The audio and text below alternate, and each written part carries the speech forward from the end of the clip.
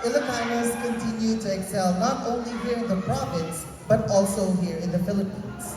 Here with us today is a pride of the tourism and hospitality management, as he has been one of the in-demand hosts here in the Philippines. And we are so glad that he is here with us today to share his knowledge and expertise. Reminiscing his college days, he is an active officer of the Sibea Student Council, Sibea Cultural Society, Association of Students in Humanities, English and Literature, and our very own organization, Atoms. Proud to share about what his team have been working that time. 3 of the said associations were awarded as MMSU's top organizations due to their exemplary contribution for student development. His involvement on such activities paved the way for him to win one of the province's most illustrious male pageant titles, Mr. Ilocos Norte Cultural Communities, having him as the first Spartangian and Nueva Iranian to bag the said award. Before finishing the 4th-year course, he was able to provide financial support to himself as a part-time tour guide at the Ferdinand E. Marcos Presidential Center and Mausoleum here in Batak City. In 2014, he graduated with a degree of Bachelor of Science in Business Administration, major in Tourism Management. A former reservations officer at a local travel agency, he entered the academy as a tourism instructor at Northwestern University and later finished his Master of Business Administration degree in the said institution. With hard work and dedication, he was then promoted as marketing officer under NWU's Office of the President and worked until June of 2022. Consequently, way back 2016 to 2017, he briefly engaged in public service for being a consultant of the CIRIC office, now known as the Ilocos Norte Youth Development Office, and a grantee of the Commission on Higher Education's Instruction, Research, and Sectoral Engagement in partnership with the Ilocos Norte Tourism Office. He also spearheaded events that entail student development and social responsibility, such as the first North Luzon Tourism and Hospitality Convention, Bangon Marawi Run for a Cause, and first Northern Philippines Business Research Conference. Started hosting in the year 2015 and nearing to his first decade in the events and entertainment industry, he's about to round up 600 event hosting this year. He's known to have perennially hosting mall shows at Robinson's Ilocos, local pageants, festival and provincial events such as Miss Ilocos Norte, Himala sa Buhangin, Tanaw ni Ilocano Festival of Festivals and Ilocos Sur's Provincial Fiesta Kanawinan Festival, and Miss Ilocos Sur Pageant. Greatly discovered with his expertise, especially when he hosted the wedding of one of Senator Imy's sons, Attorney Michael Marcos Manotoc and Mrs. Cara Manglapos Manotoc at the Poway Church.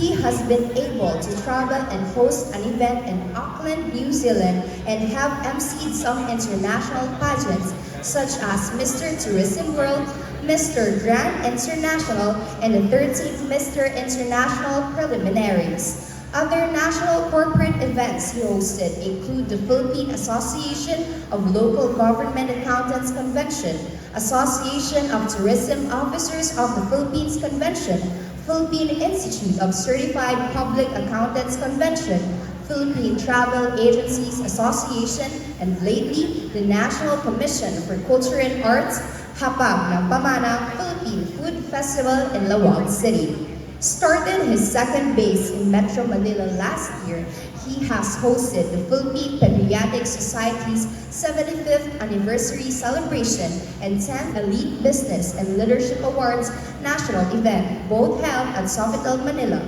Some private events were also held at the Manila Hotel, City of Dreams, Manila, and the wedding capital of the Philippines, Tagaytay.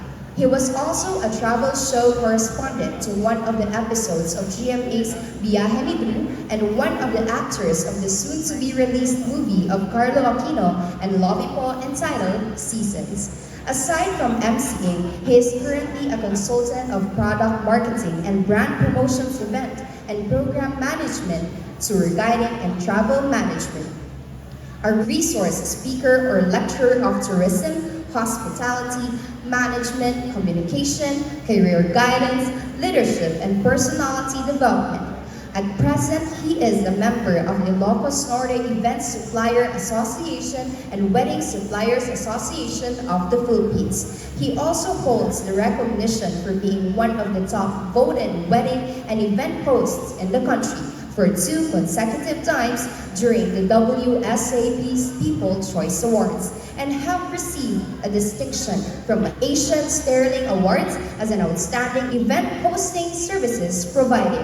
Ladies and gentlemen, applause and cheers for Mr. Ancher Cua IV. Thank you so much, Lucky. Alright, please be seated, everybody. Thank you so much. Parang kailan lang no, last time now we get to hold this microphone stand here as students hosting the convention way back 2013. Once again, having Ma'am Mendiola as our advisor. And right now, we can really see the new generation of students, our future generation of tourism professionals din naman. I'd like to greet first, of course, our university president, Dr. Shirley Agrutis, and currently representing her, of course, is we have the distinguished Vice President for Academic Affairs, Dr. Prima Fe R. Franco. Magandang tanghali po.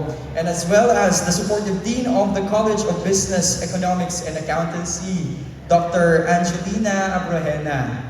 Maraming salamat po. And as well as the Chair of Tourism and Hospitality Management Department, Professor Luzviminda Mendiola, my former advisor once again. And yes, the President of the Association of Tourism Management Students, Crisan Mark Calderon. And at the same time, of course, the faculty, fellow alumni, students, student officers, especially our future graduates. Asan ang mga future graduates dito? Pakitaas nga ang kamay.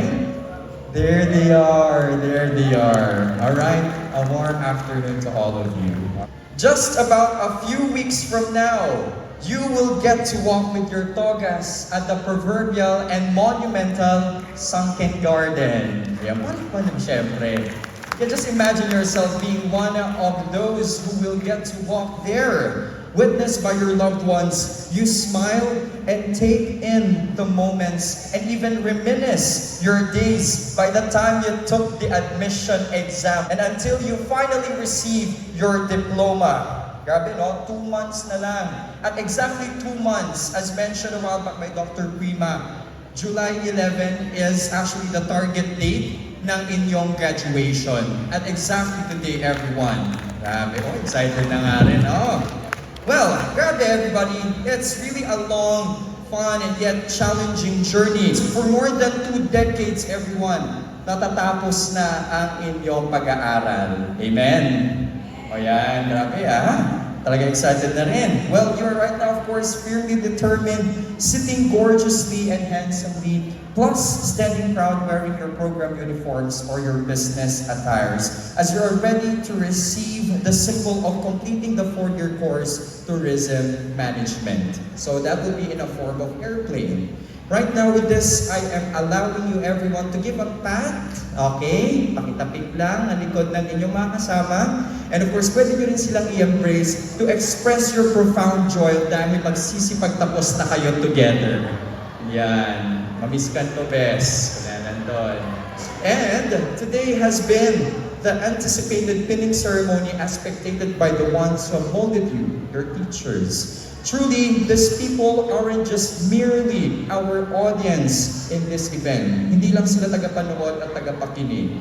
They are a witness of your success and a testament as to what life would bring for all of you. So each of us here, which includes me, would congratulate you and at the same time, wish you all the luck and best for starting another journey and chapter of life. Dear students, sa ibang salita, magsisimula pa lamang kayo sa takbo ng buhay at mundo. Alright? And with that, we can undeniably say this, but we know that all of you are ready. The diploma you'll be holding soon is not just a representation of an education concluder, but of course, this is a responsibility for yourself and for the world. We have this one big word, then again, that we have to remember in the spinning ceremony. So, anong tawag ulit sa pinning ceremony nyo today? It's called as? Alright, it's Pagsibol. And yes, just like what our teachers had said a while back, everyone, Pagsibol means to sprout or to grow. Okay? So growth has always been a great word to describe learning, progress, and at the same time reap the fruits of hard work. Now associating the said word with what you call yourselves in this institution, anong tawag sa inyo dito as tourism students? What's that again? That's right, peaches. Okay? So, let's talk about the peach tree. Alright? So for most everyone, what are the characteristics of a peach fruit? Okay? Anong kulay nakikita natin sa peach fruit? Pink. Or, meron pang ibang kulay aside from pink. Meron ding orange, and sometimes red. And sometimes red na naging yellowish, orangish, kumbaga. So it's mixed colors of bright pink, well, some are red, some are orange, and some are also yellow, would give us the feeling of being pleasant and vibrant. How about its taste? Ano nga ba ang lasa ng peach? Sino nakatry sa inyo ng peach? Wala pa, no? Kukunti lang. So the taste is a manifestation of your character being pleasant and of course sweet. Warm-hearted, kumbaga, mga tourism students. But did you know that peaches are also a creative inspiration? Take a look on some of the works of the infamous painters such as Auguste Renoir at the left. We have Vincent van Gogh at the right side, and at the center, that would be Claude Monet. So they painted the iconic still lifes featuring the fruit peaches. So, in several countries, would also give meaning when peaches are ripe. So in China, it would mean luck, protection, and longevity.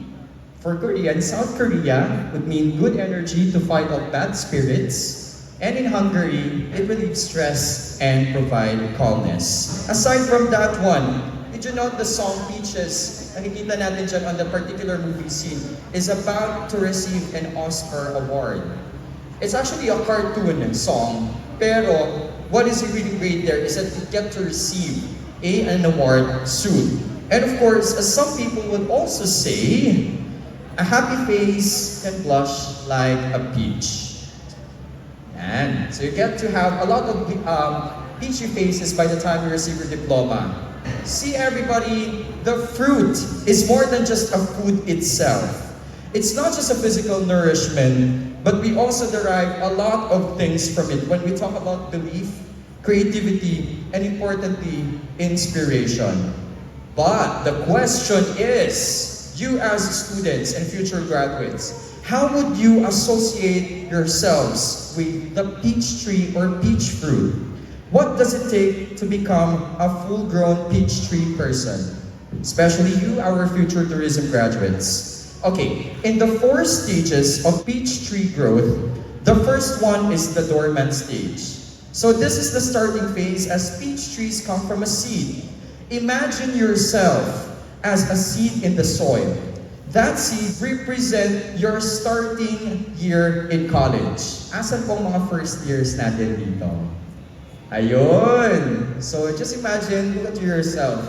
Nasa seed pa lamang kayo. During the stage, and for the next 3 years, you've been watered with knowledge, skills, and professional thinking. You have been sprinkled with competencies and character that every graduate should possess. All the assignments you worked, the exams you took, the projects you finished, the cheerful and conflicting moments with your classmates, and even the days that you get to work and finish your outputs, especially yung research ninyo. Okay? Grabe, kailangan ipasa yan on time, everyone. And lalo-lalo yan sa mga officers natin who prepared for the Takipsilim tourism wave activities. All of this are part of the sprouting activities or part of your sprouting in the academe. And we would also like to prepare you for the best. Your professors have taken care of you as their siblings. They will continue to watch over you, water you with their expertise, and provide sunlight through their enlightening insights and about passion and career. The minerals you gain from the soil, yung mga extracurriculars at mga co-curricular activities ninyo have been nourishing you so you can explore your maximum potential and grow even further, firmer, healthier from the soil. So, but in the process of growth, there will always be hindrances, people. Seasons and storms. It is undeniable that we fight our own battles. Meron tayong sari-sariling suliranin. Some of it may take a while to happen. Some are even devastating. Some occur internally, and some are caused by various external factors. You may have faced tons of these trials, but remember that you fought for yourself, found ways to solve them, and had the courage to surpass all of it. You battled and won, and then that gives you the strength and perseverance to keep on going. Kaya andito kayo ngayon, nakaupo sa harap. It's because your stems, branches, and leaves are well fortified, and they consistently expand until you're ready for the next phase. Dear future graduates, by the time you receive your diplomas and go out to the real world, you are already in the second step, called blossoming. In this phase, you get to build your career and life outside of the academe. You start applying for jobs, like as a travel consultant or agent, flight attendant, tourism educator, hotel, restaurant, or event manager, and who knows, an event host like me. Alright? So maybe others would even prefer to have their own business, company, establishment, pursue an educational advancement such as master's or doctorate, or some may land on non-travel and tourism occupations, or even work and live overseas. So tatanungin ko mga ating mga estudyante ngayon, sino dito ang mga gusto maging flight attendant? Sino dito ang talagang pinapangarap maging flight attendant? Go! May isa? Dalawa? Tatlo? Nakita lang yung crush nila, oh. Ay, flight attendant siya, ako nga rin. Sabi nga. Sino dito ang mga gustong pumasok din sa events and entertainment industry? Mga mahilig rumakit sa events. Sino? Yan. O, di ba? Yun. Meron at meron. Sinin niyo ba yun? Ayun. And sino rin dito ang pinabalak mag-abroad someday? Sino gusto mag-abroad? Dami! Ang dami, oh! Okay, so if we get to shout a place or country where you'd like to go, saan? Saan? Canada, may Korea, may Paris. Grabe, oh. Meron din gusto pumunta ng North Pole. As long as you get to dream that high, you deserve to travel and go there someday. Grabe, dami gusto pumunta. Okay, it's either you travel or work overseas. Then again, regardless of your work or kung saan lupalop man kayo ng mundo, this will already test your independence and you will already start to live the most out of your work and life. So you began to earn and travel. While this process may take time as you're still embracing the world's reality and uncertainties, take note that it's normal for you to find yourself and look for something that would give you the much needed fulfillment and self-happiness. So okay lang, kung 30 na kayo, after 10 years or 8 years that you graduated, hindi pa kayo sure kung anong gusto niyo sa buhay, walang problema. Kung 40 years old pa lamang kayo, tas naisipan nyong mag-resign sa work ninyo because you're not happy, okay lang. You always have to look for something that would make you happy. And everyone, leading to our third phase, the fruit stage. Ayan. So after the blossoming stage, the flower stage, you get to bear your own fruits. So, in this case, a peach is vibrant and sweet. Its vibrancy symbolizes how our hard work and perseverance have brought vitality and paved the way to success. So the sweetness of it signifies the fulfillment and happiness we gain. For example, you already got a stable job. Like attendant ka. You own a business. Okay, and at the same time, you got your own car, you got your own house, and maybe meron ka ng sariling pamilya, o kaya naman meron ka ng afam. Ay, okay. Sorry, a forever pala. May mga naghahanap ng afam ata dyan. As long as you're happy once again. Alright, great things would take time. Well, you finally experience the things na nababasa mo lang sa libro. Ngayon, nakikita mo na siya. Ikaw lang nasa picture. Noon-noon lang, dinidiscuss lang sa klase ninyo yung about mga tourism destinations sa Pilipinas at saka sa buong mundo. Different places, different countries. And right now, you get to experience that someday nandun ka na sa lugar taking pictures of yourself with your loved ones. Siyempre, by the time you already have all of this is already the perfect time for you to proceed sa ating final stage, which is the harvest stage. So this is the final stage in completing the growth process. So this is the part where you realize how much you have fruits to reap. Every peach fruit represents the things you have achieved and experienced in life. The fruits of labor na kung tawagin nga naman natin. Okay, this can be a successful career, stable job, then again, lahat-lahat. Okay, that would give you the much happiness in life. So this is deemed as the most important phase. Bakit? Bakit nga ba? Bakit itong pinaka-importante na phase? Once harvested, okay, where do the peach fruits go?